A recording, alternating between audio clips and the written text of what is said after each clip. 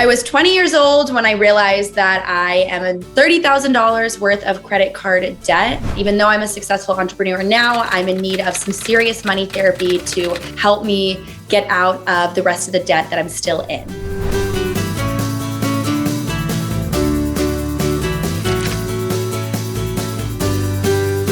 It was absolutely pure ambition that drove me into debt. Back then, it was really just survival for me. The credit card to me was this friend.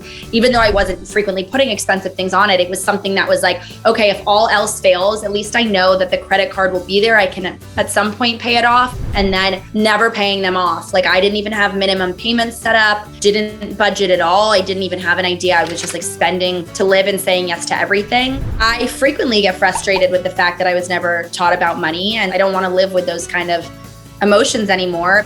As a financial analyst, I've seen this problem come up many more times than not. I've seen it across so many different people and channels, the way that people handle their credit cards and their finances, and most importantly, their ambition.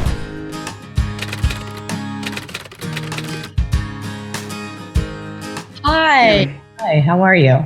How did you feel as you were moving through your career? You're going at Mach 5, all of these things are happening for you, but then at the same time, you're seeing on the flip side, this credit card debt accumulating. Emotionally, it almost felt like imposter syndrome. I think the weird thing, especially about entrepreneurship, is just because you are more successful doesn't mean you're necessarily making more money. There's some months where I financially do incredibly well, and there's some months where I just don't make a lot of money. And I have this overwhelming sense of guilt. I shouldn't be doing this because this $100 or this $5 should be going to my credit card. I'm going to tell you this, you should be making more money than you are spending. You want to have more money coming in versus more money going out. The first thing you have to do is just look at what the financial picture looks like.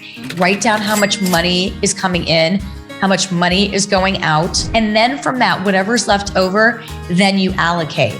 So if that week you have some extra money left over, you can then go out to dinner and not feel guilty about it.